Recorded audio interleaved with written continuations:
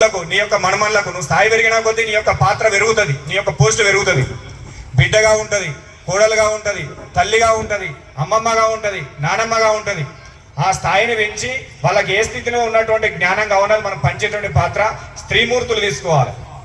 అది తీసుకున్నప్పుడు ఏమవుతుందంటే ఆ పిల్లలకు అదొక ఉగ్గుపాలతో ముందుకెళ్తూ ఉంటుంది. వాడు పుట్టిన నుంచి మొదలుకొని రామరామ నామాన్ని కనుక వింటూ ఉంటే వాడి జీవితంలో ఎక్కడ కూడా ఒక తప్పు చేయాలంటే నా కనుక రాముడు ఉన్నాడు, నా తల్లి చెప్పింది నేను తప్పు చేస్తే ఆ రామచంద్రుడు నన్ను శిక్షిస్తాడు, నా ధర్మం నన్ను శిక్షిస్తాడు భయం అనేది వాడు ఎంబడి ఉంటుంది. అది ఎక్కడి నుంచి రావాలి? తల్లి నుంచి రావాలి.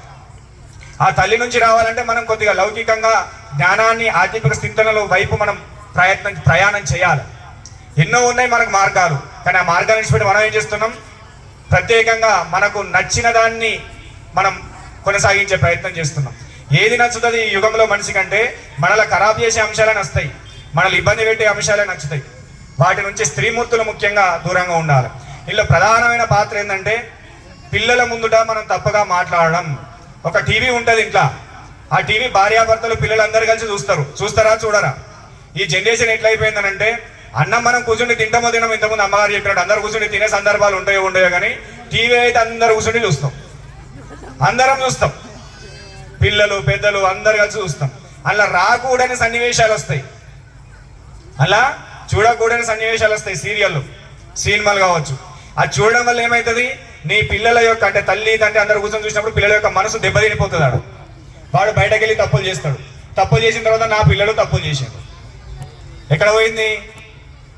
మనం వాళ్ళని దగ్గర కూర్చుని పెట్టి తప్పులు చూపిస్తున్నాం. ఏ సందర్భమైన మంచిని చూపెట్టి అదే భక్తికి వస్తుంది. అదే ఇక్కడ 4 ప్రవచనాలు 4 మంచి వాక్యాలు చెప్తూ ఉంటారు, దాన్ని ఎక్కడ కూడా చూడరు, దాన్ని అనుసరించరు. ఎందుకంటే అది మనకు మంచిని వేస్తుంది. మనం బాగుపడిపోతే మన ఇంట్లో లక్ష్మీదేవి కూర్చుంటుంది, మనకి సిరి సంపదలు పెరుగుతాయి, ఆరోగ్యం పెరుగుతాయి. అట్లా పెరగద్దు, మన కిందికి పడిపోవాలి. అందుకోసం ఏం చేస్తున్నాం? నిత్యం సినిమాలు సీరియళ్ళు అదే చూస్తాం. ఎప్పుడైతే ఏ ఇంటిలో అయితే పిల్లలు కానీ పెద్దలు కానీ కలిసి చూడకూడని సన్నివేశాలు టీవీలలో చూస్తున్నారో ఆ ఇంట్లో దరిద్రం తాండవిస్తుంది. జ్యేష్ఠాదేవి కూర్చుంటుంది, నీ ఎదుగుదల రానియది, నిన్ను ముందుకు వెళ్ళనియది, నీకు ధర్మం వైపు నడవనియది. నువ్వు రోజు గంటల సేపు భజన చేసినా సరే, స్మరణ చేసినా సరే. అధర్మం అనే వాక్యం, ఎందుకంటే 1 లీటర్ పాలలో చుక్క విషం వేసినా వాళ్ళ పాలన ఏమైపోతాయి? విషంతో సమానమవుతుంది.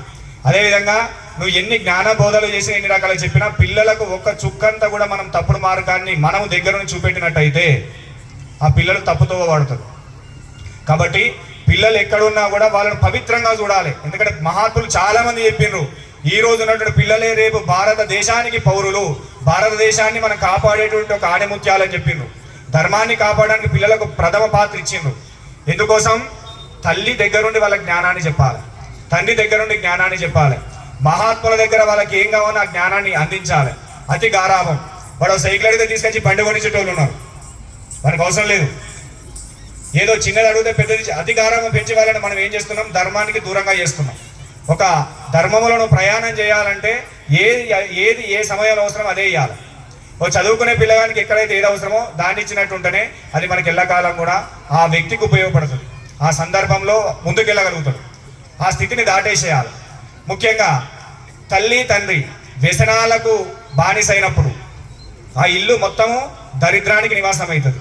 ఏ ఇంటిలో వ్యసనం స్టార్ట్ అవుతుందో అంటే ఎక్కువ మద్యం తాగడం, ఎక్కువ సిగరెట్లు తాగడం, ఎక్కువ తప్పుడు మాటలు మాట్లాడడం, ఎక్కువ బూతులు మాట్లాడుతూ ఉండడం, అట్లా చేయడం వల్ల ఏమవుతుంది? ఇంటిలో దరిద్రం అనేది తాండవిస్తుంది. అది మన ధర్మానికి చాలా ఇబ్బంది పెడుతుంది. ధర్మములో చాలా నువ్వు కింద పడిపోవడానికి ఆ తప్పుడు మాటలు వ్యసనాలే కారణం. ఆ వ్యసనాలతో ఏమైపోతుంది? పిల్లలు కూడా వ్యసనాలు స్టార్ట్ అవుతాయి. ఇలా తండ్రి ఏం చేస్తున్నాడు? పిల్లలకు ఒక 500-100 రూపాయలు ఇచ్చి బయటకు పోయి మందు తీసుకురారని చెప్తారా చెప్పరా?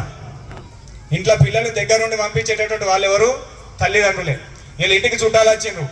ఎందుకంటే చుట్టాలు ఎవరు నష్ట వాళ్ళకి ఏదైనా ఇచ్చేది చాటు మార్గంగా జరుగుతున్నాయి ఇక్కడ మర్యాదలు. ఈ సమాజంలో జరుగుతున్న పిల్లలతోటే చూపిస్తున్నాం, పిల్లలతోటే చేపిస్తున్నాం.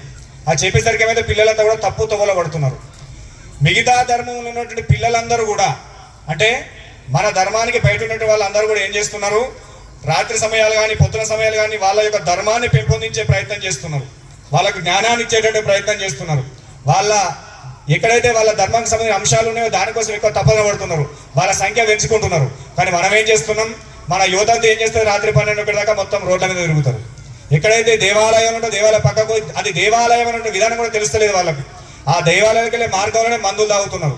బర్త్డేలు నిర్వహిస్తున్నారు. ఆ బర్త్డేలు ఎవరైతే అర్ధరాత్రి కూడా చేసుకుంటారో వాళ్ళ ఆయుష్ క్షీణిస్తుందని చెప్తుంది శాస్త్రం. ఎప్పుడు కూడా అది మీ పెద్దలందరూ కూడా గుర్తించాలి. మన యువతంతా కిందికి పడిపోతున్నారు.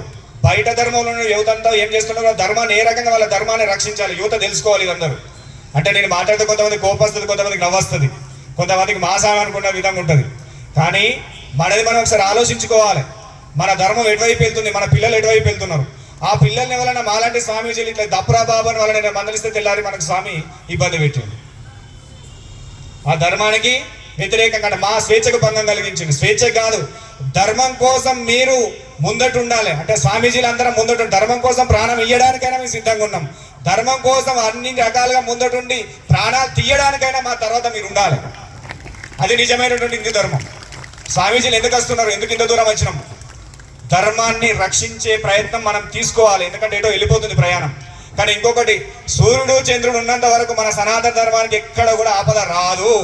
ఎందుకంటే ఈ ప్రపంచంలో ఉన్నటువంటి యోగ సంపద తప సంపద అంతా అద్భుతంగా ఉన్నది. కానీ ఇది ఎందుకు జరుగుతుంది? ఇప్పుడు రాముడు ఉన్నాడు, రామచంద్ర ప్రభు ఉన్నాడు. ఆ అవతార పురుషుడైనా కూడా రావణుడికి కొన్నిసార్లు ప్రయత్నం అవకాశాలు ఇచ్చిండు. సీతామాతను తీసుకురా, ఆంజనేయుని పంపిండు, విభీషణుని పంపిండు, అంగదుని పంపిండు, అన్ని రకాల ప్రయత్నాలు చేసిండు. కానీ విన్నాడు వాడు? వినలే. ఎందుకు? దైవం కూడా రాక్షసత్వానికి కొన్ని అవకాశాలు ఇచ్చింది. అదేవిధంగా ఈ రోజు నా ధర్మం కూడా ఇతర కొన్ని నా ధర్మాన్ని డిస్టర్బ్ చేసేటటువంటి కొన్ని మతాలకు కానీ, కొన్ని వ్యక్తులకు కానీ, కొన్ని శక్తులకు కానీ అన్ని రకాలుగా ప్రయత్నాలు చేసి చూసినాం. కానీ ఎక్కడ కూడా తగ్గుతలేరు. మా ప్రయత్నం మేము చేస్తామనే ప్రయత్నం చేస్తున్నాం. ఆ ప్రయత్నాన్ని అడ్డుకోవడం కోసమే స్వామీజీలు అందరూ కూడా ఇక్కడికి వచ్చి ప్రాణం ఇయ్యడానికైనా సిద్ధంగా ముందుకెళ్తున్నారు. నా ధర్మమే గొప్పది, అది సనాతనమైనది. ఎందుకో భూమి పుట్టినప్పుడే పుట్టింది, సూర్యచంద్రుడు ఉన్నప్పుడే, సూర్యచంద్రుడు పుట్టినప్పుడే పుట్టింది. ఆ ధర్మం ఉన్నంతసేపు సనాతన ధర్మం అనేది ఉంటుంది. కానీ ఆ రావణుడు ఎట్లున్నాడు? రాక్షస తత్వం. భగవంతుడు 4 సార్లు అవకాశం ఇచ్చిండు, ఇచ్చినా కూడా విన్నాడా? ఇల్లే. ఈ రోజు కూడా అన్ని రకాల అవకాశాలు ఇచ్చి చూసింది సనాతనం అందరికీ కూడా. కానీ ఎవరు కూడా వింటలేరు. వాళ్ళ ప్రయత్నాలు వాళ్ళు చేస్తున్నారు. చేసినప్పుడు ఏం చేయాలి? ధర్మ యుద్ధం అనేది తప్పనిసరి ప్రతి ఒక్కరూ చేయాలి. అలా మహాత్ములు సాధువులే ముందట ఉండాలి. ధర్మయుద్ధం అనేది ప్రారంభమవుతున్నది, జరుగుతున్నది, ఎన్నో రోజులు జరుగుతున్నది. ఇన్ని రోజులు ఏది అంతర్గతంగా ఉన్నది. ఈ రోజు ఇలా 100 సంవత్సరాల కార్యక్రమాన్ని ఇంత వైభవంగా చేసుకుంటూ ముందుకెళ్తున్నాం. ఈ వైభవంలో ఎన్నో కష్టాలు పడ్డారు, ఎన్నో ఇబ్బందులు పడ్డారు, ఎన్నో రకాల స్థితులు చూసుకుంటూ వచ్చిండు. దేనికోసం? ధర్మం కోసం మాత్రమే. అయితే భారతదేశంలో సైనికుడై ఉండాలి, లేకపోతే ఆర్ఎస్ఎస్ కార్యకర్తగా ఉండాలని చెప్తారు మన వాళ్ళందరూ కూడా. ఎందుకో? ధర్మ రక్షణ కోసం. ఆ ధర్మం ఎక్కడ పోతుంది? మన ఇంట్లోనే పోతుంది. మన భార్యాభర్తలు అనేటువంటి ఆ సందర్భంలోనే పోతుంది. పిల్లలు పోషించే స్థితిలోనే పోతుంది. మన దేశం కోసం ఎక్కడో పోరాడుతున్నారు, మన ఇళ్లలో పోరాడుతున్నారు. కానీ మనం మన పిల్లల దగ్గర పోరాడలేకపోతున్నాం. మన భార్యాభర్తలు అనేటువంటి ఒక బంధానికి మనం కట్టుబడి ఉండలేకపోతున్నాం. కారణం మనమంతా ఆలోచన రాహిత్యానికి గురవుతున్నాం. మన ధర్మం పట్ల మన విజ్ఞత లేదు. పొద్దున లేవగానే ఒక హిందూ స్త్రీమూర్తి ఏ రకంగా ఉండాలి? ఖచ్చితంగా ధర్మానికి దగ్గరగా ఉండాలి.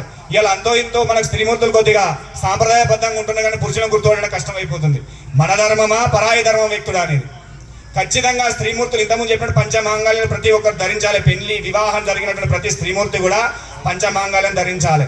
పురుషులు తప్పనిసరిగా భారత దేశంలో పుట్టినటువంటి సనాతన ధర్మంలో పాటిస్తున్న ప్రతి ఒక్కరు కూడా తప్పనిసరిగా పొద్దున్న లేవగానే బొట్టు పెట్టుకున్నవాడే నిజమైన భారత మాత పౌరుడిగా మనం గుర్తించబడాలి. బొట్టు పెట్టుకొని సిగ్గుపడుతున్నాం, బొట్టు పెట్టుకోవడానికి ఆలోచిస్తున్నాం. ఎందుకు? మన ధర్మం.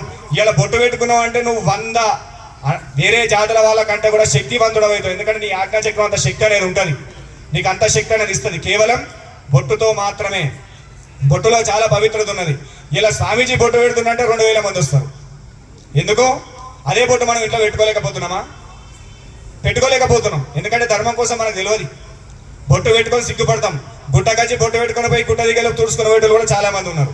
ఎందుకంటే నేను లింగం గుట్టకు పోయినా లేకపోతే మల్లారం గుట్టకు పోయినా తెలిస్తే నన్ను బయట వాళ్ళు ఏమంటారు? ఆ స్థితికి వెళ్ళిపోతున్నాం. అది తగ్గాలి. నేను పొద్దున లేచి బొట్టు పెట్టి స్నానం చేసి అడుగు బయట పెట్టే లోపల బొట్టు పెట్టుకొని వెళ్ళిన వాడే నిజమైన భరతమాత ముద్దు బిడ్డగా మనం గుర్తించబడాలి. బొట్టు అనేది మనకు చాలా అవసరం, మన కట్టు అనేది మనకు చాలా అవసరం. ఇలా గుడికి వెళ్తున్నాం, గుడికి వెళ్ళేటప్పుడు మనం ఏ రకంగా వెళ్ళాలి, ఏ ధర్మాన్ని పాటించుకుంటూ వెళ్ళాలి, ఎలాంటి స్థితిలో మనం వెళ్ళాలి, అది మనకు చాలా అవసరం. అది లేకపోతే జీవితంలో ముందుకెళ్ళాం. ప్రతి హిందువైన వాడు తప్పనిసరిగా బొట్టు పెట్టుకొని తీరాలి. ప్రతి స్త్రీమూర్తి గాజులు ఉండాలి, బొట్టు ఉండాలి, మట్టెలు ఉండాలి, పుష్పాలు ఉండాలి, మంగళసూత్రం అనేది ఉండాలి. అది లేకపోతే మన ధర్మానికి మనమే హాని చేసుకున్న వాళ్ళైతాం. యువత అంతా కూడా ప్రతిరోజు కనీసం మాకు జ్ఞాపశక్తి ఉండలేదు స్వామి, మాకు ఏది చేయాలో అర్థమైతలేదు స్వామి, ఏ స్థితిలో మేము ముందుకెళ్ళాలో మాకు దోస్తలేదు స్వామి, చాలా మంది వస్తూ ఉంటారు. ఏదైనా సరే అన్నిటిచి పెట్టి రోజు పొద్దున్నే స్నానం చేసి సూర్యుడికి నమస్కారం చేసి ఒక్కసారి ఆంజనేయ స్వామి దండకం కానీ చాలీస కానీ చదవండి. అలా 120 రోజులు జరిగినట్టుంటే మీ జీవితంలో మీకు మించినటువంటి శక్తివంతుడే ఉండడు. అది మన ధర్మం. ఎవరు పాటిస్తున్నారు దాన్ని? ఎంతవరకు పాటిస్తున్నాం? కనీసం రోజు రామరామ అనే విషయాలు కూడా మనం చెప్తలేము.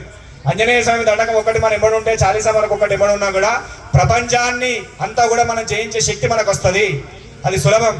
ఈ రోజు నుంచి తప్పనిసరిగా ఉన్నటువంటి వ్యక్తులందరూ కూడా మీ పిల్లలతో, తల్లిదండ్రులు ముఖ్యంగా, తల్లిదండ్రులకే దండకాలు రావు, హనుమాన్ చాలీసా రాదు. ఎందుకు రాదు? మనం పాటిస్తలేం, ముందుకెళ్తలేం, మన ధర్మాన్ని మనం ఎక్కువ పట్టుకుంటలేం. ఎక్కడ పోతుంది? సంపాదన సంపాదన సంపాదన సంపాదన. గుడికి వచ్చిన సంపాదన, బడికి వచ్చిన సంపాదన, ఎటువైన సంపాదన. కానీ ధర్మం అనే సంపాదన లేని వరకు నువ్వు ఎంత సంపాదించినా అష్ట దరిద్రాలలో ముఖ్యంగా నువ్వే ఉంటావు. ధర్మాన్ని రక్షించుకున్న వాడే నిజమైనటువంటి ధనవంతుడు. ధర్మంతో కూడినటువంటి సంతానం కలిగినటువంటి వాడే నిజమైనటువంటి కోటీశ్వరుడు. ఆ సంతానాన్ని మీ ఇంటిలోనే మొదలు పెట్టాలి, మీ ఇంటి నుంచే స్టార్ట్ చేయాలి. అది లేకపోతే జీవితంలో నువ్వు ఎంత సంపాదించిన అర్థం ఉండదు.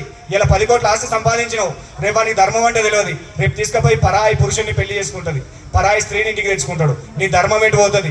నీ పెద్దలు ఎటు పోతారు? నీ తాతలు ఎటు పోతారు? నీ ముత్తాతలు ఎటు పోతారు? ఇలా నీ తల్లిదండ్రుల పేరు తెలియని పిల్లలు కూడా చాలా మంది ఉన్నారు. తాత పేరంటే ఏందో తెలియదు, ముత్తాత పేరంటే తెలియదు. ఏదైనా మన పిండ ప్రదానం చేయాలంటే కనీసం ఒక 5-6 తరాల పేర్లు అడుగుతారు. ఏది అమ్మా నాన్న పేరు దాటిన తాత పేరు ఏంటి తెలియదు. ఎవరు చెప్తున్నారు? మన పొద్దున్నే ఏబిసిడీలు ఓం నమః శివాయ.